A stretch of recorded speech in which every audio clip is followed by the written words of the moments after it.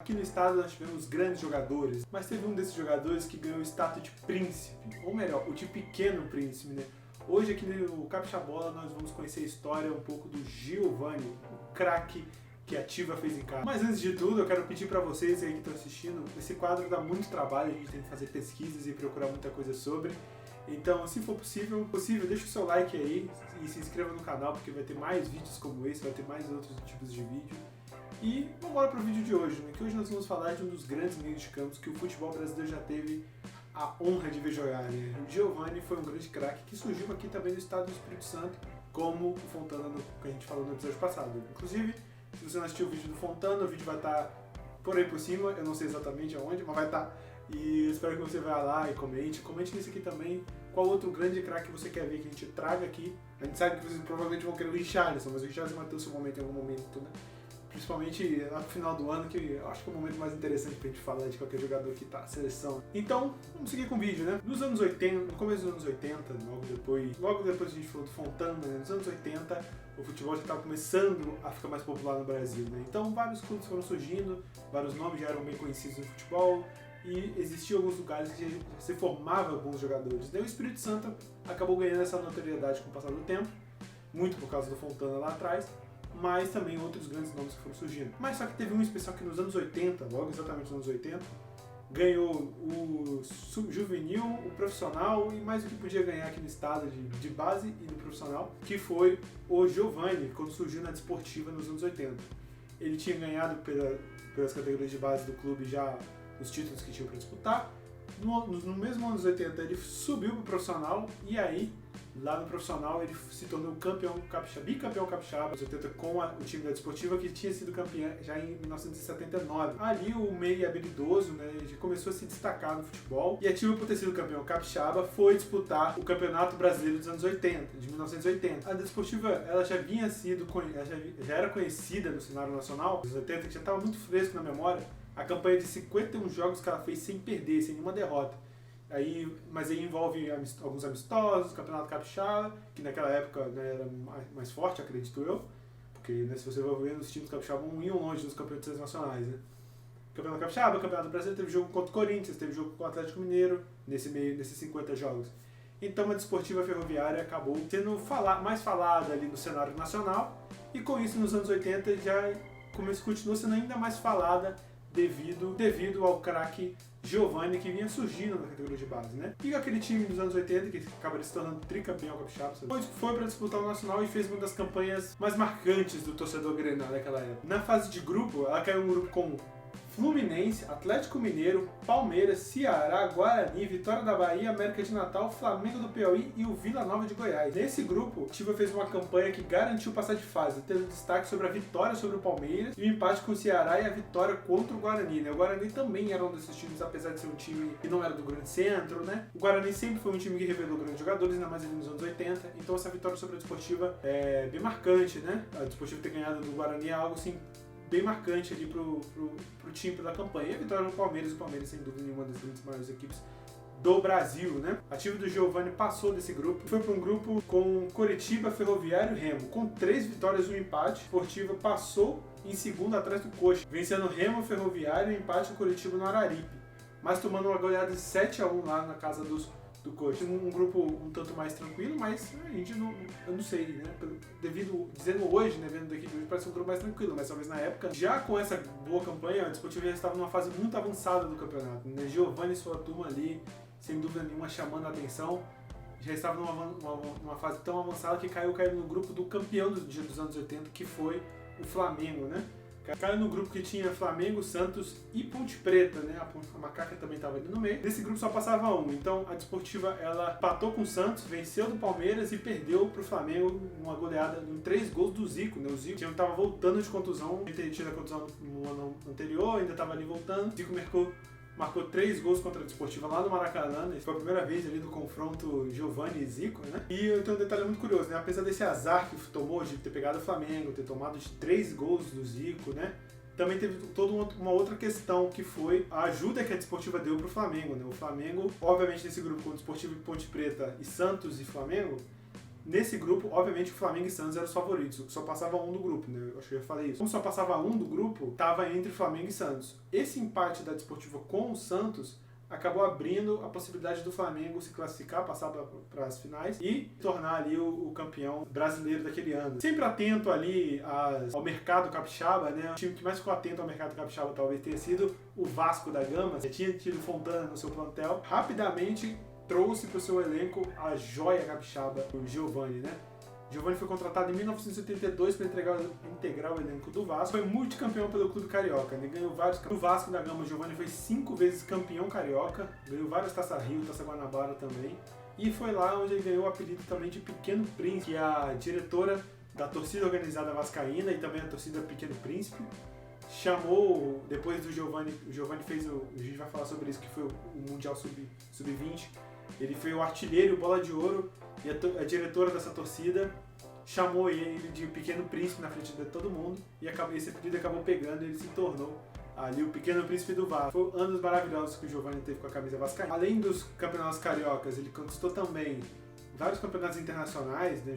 Foi campeão daquela taça Ramon de Carranza, ganhou um torneio que era um jogo único contra o Benfica, marcou muito a história do Vasco naqueles anos 80, teve uma boa passagem pela seleção brasileira, inclusive, né, como a gente falou, foi para a seleção, foi para o Mundial, mas no Vasco da Gama também ele teve talvez um dos grandes elencos da história do Vasco, que ele jogou ao lado do Romário, jogou ao lado de Roberto Dinamite, estava mal de parceiro do Vasco da Gama. Então, já estourado com a ascensão meteórica, né, o Giovani rapidamente foi visto pelas categorias de base da seleção brasileira, ainda mais quando chegou no Vasco, e ele fez parte do elenco, igual a gente estava falando, que foi campeão mundial sub-20. Nesse torneio ele foi o Bola de Ouro, ele foi o artilheiro, era sem dúvida nenhuma um dos jovens mais talentosos e promissores do futebol brasileiro naquela época. E ganhar esse torneio significava muito, era uma habilidade maior na carreira, e foi isso. E o Vasco da Gama acabou proporcionando isso para ele teve essa visibilidade maior no clube, chegou na seleção e já voava alto, né?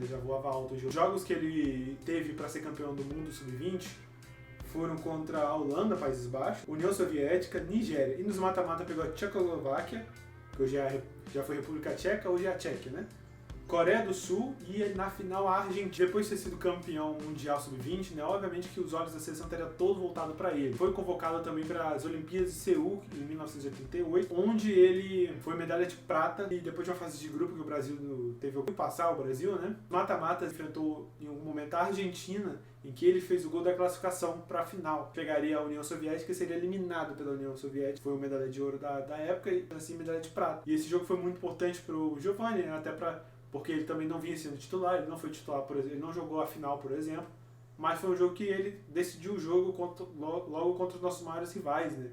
Essa rivalidade hoje tá bem fraca hoje, pra falar a verdade, porque a gente tá ganhando tudo dos argentinos, não tem jeito, se procura rival na América do Sul, mas naquela época a Argentina sempre foi um grande adversário brasileiro, então o Giovani mostrou ali com toda a sua qualidade e habilidade, e resolveu o jogo pra gente, abriu as portas pra gente ganhar a medalha de prata, né, naqueles jogos. Tudo bem, a gente perdeu a final, mas sem dúvida nenhuma foi um grande campeonato que fizemos. Ter resolvido, e também os anos de Vasco, possibilitou ele para ter ido também para a Copa América. E ter ido para a Copa América em 89, né, o Brasil se tornaria campeão de um time maravilhoso também. Um time que tinha Romário, que é parceiro de Vasco, Bebeto, Careca, Miller, Renato Gaúcho, Silas, mais um título de um capixaba na seleção, um torneio que tem a sua importância, que é a Copa América. Giovani também um pouco irregular, nesse final dos anos 80 a carreira dele vai dando uma baixada, a gente vai comentar sobre isso agora, mas ele ganhou o título, isso que importa, né? Então medalha de prata e campeão da Copa América aí pro nosso Pequeno Príncipe. Igual eu falei, né? No final dos anos 80 ali, 89, ele não estava em grande forma ainda, ele não estava mais em grande fase, o Giovani. Mas o pessoal do Bolonha, da Itália, confiou no seu potencial, confiou naquela bola que ele tinha no começo dos anos 80, confiou que ele ainda poderia mostrar todo esse futebol de alguma maneira. Então ele acabou sendo contratado pelo Bolonha no final dos anos 80 para integrar o seu elenco. O Bolonha não contratava brasileiros, mas resolveu abrir uma exceção ao Giovani. E vale destacar que o Giovani ficou lá um ano apenas, conseguiu classificar o time para a Copa da UEFA, né, que hoje é a Europa League, jogou só 27 jogos, sendo 18 como titular, E mesmo assim, até hoje, ele tá nas graças do torcedor do Bolonha. O torcedor do Bolonha adora o Giovani. Até hoje você vai ver lá nos vídeos. Quem segue ele no Instagram vê que ele é muito homenageado lá por ter jogado lá. E ele não jogou tanto assim lá, mas caiu nas graças da torcida. A torcida se identificou bastante com ele. E ele ficou só um ano lá, né? Logo depois ele foi para um time alemão, que eu vou ter que olhar aqui no roteiro como é que se fala esse nome, porque eu não sei falar. Karlsruher SC, Karlsruher, alguma coisa assim, que é um time alemão muito forte na época, que tinha Oliver Kahn no seu elenco, Oliver Kahn que era reserva nesse time, e o Giovani fez parte desse time. Esse time era bem conhecido como a maioria dos times alemães, né? Alô Borussia Dortmund. Até hoje, esse time na época era o time que seus principais destaques acabavam indo para o Bayern de Munique. Né? Então o Oliver Kahn acabou indo. Nesse time tinha também um grande jogador, que quem é mais profundo de futebol alemão vai conhecer o nome que eu vou falar agora, que é o Mehmet School, que foi um jogador que ganhou Liga dos Campeões, que ganhou o Mundial de Clubes com o Bayern, é um jogador muito grande na história do Bayern de Munique. Então era um time que não era fraco, porém o Giovani também não conseguiu se destacar nesse time. Ele ficou muitos jogos de fora, não conseguiu brilhar, não conseguiu mostrar seu potencial. Não sei se talvez o objetivo dele fosse se destacar para poder ir para um Bayern, mas acabou não conseguindo jogar. O futebol alemão também naquela época, eu acho que hoje o futebol alemão é um futebol mais técnico, né? Mas eu acho que naquela época era mais força, e talvez o Giovani, por ser pequeno, trouxe alguma dificuldade nesse ponto. Né? Um detalhe sobre esse time, o Karlsruher, eu até nem sei mais falar o nome desse time. Um detalhe sobre esse time é que ele é um dos times mais antigos da Alemanha, tendo sido campeão alemão em 1909, né? Mas até hoje nunca mais ganhou nada, nunca mais assustou. Ele retornou ao Vasco, ficou mais um ano lá, ganhou uma Taça Rio, alguma coisa. Foi contratado pelo Tigres, mas porém em um ano ele já estava de volta para o Vasco. Em um ano, em menos de um ano, ele já estava de volta para o Vasco da Gama, onde ele fez sua última passagem pelo Vasco. Nada muito expressivo também. Depois de ter passado pelo Vasco, ele começou a rodar, foi pro 15 de Jaú, foi pro ABC de Natal. Porém, ele, depois disso tudo, nenhum grande destaque aí, ele retornou aos times capixabas. Inclusive, o time capixaba que ele resolveu retornar foi o maior rival do time que ele revelou, foi o Rio Branco, que é o meu time, inclusive. E ele foi pro Rio Branco, não conquistou títulos, ele só volta a ganhar um título em 99 com o time do Serra, onde ele tem um destaque de novo, porque no Serra ele integra o elenco de 1999, que é campeão capixaba, e que disputa a Série C, e ele disputa aquele jogo marcante do Serra, todo torcedor do Tricolor capixaba vai lembrar, que é o jogo contra o Fluminense lá no Maracanã, onde o Serra ganhou de 2-1.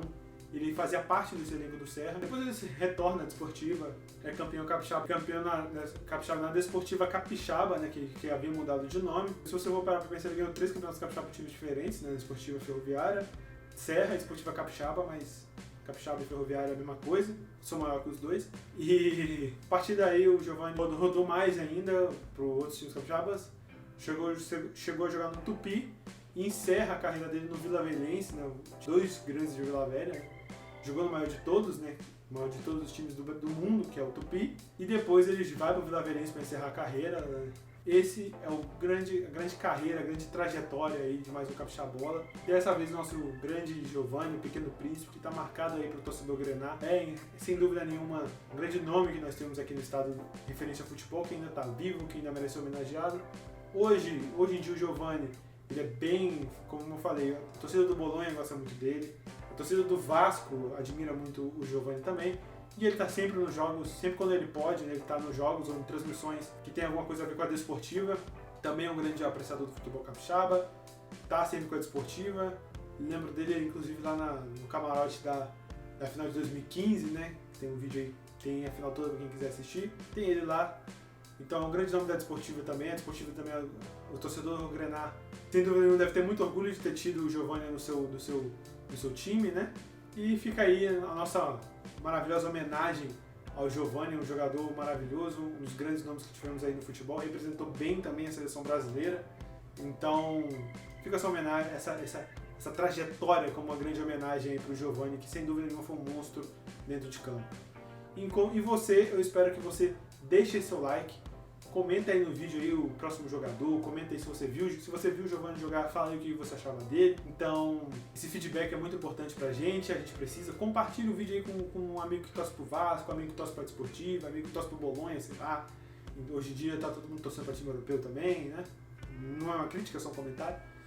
E não se esqueça de se inscrever no canal, o vídeo aí direto, vai ter Capixaba Bola aí mais vezes. E o apoio de vocês é muito importante para o canal continuar seguindo, para a gente continuar produzindo conteúdo. A gente conta com você para fazer essa produção.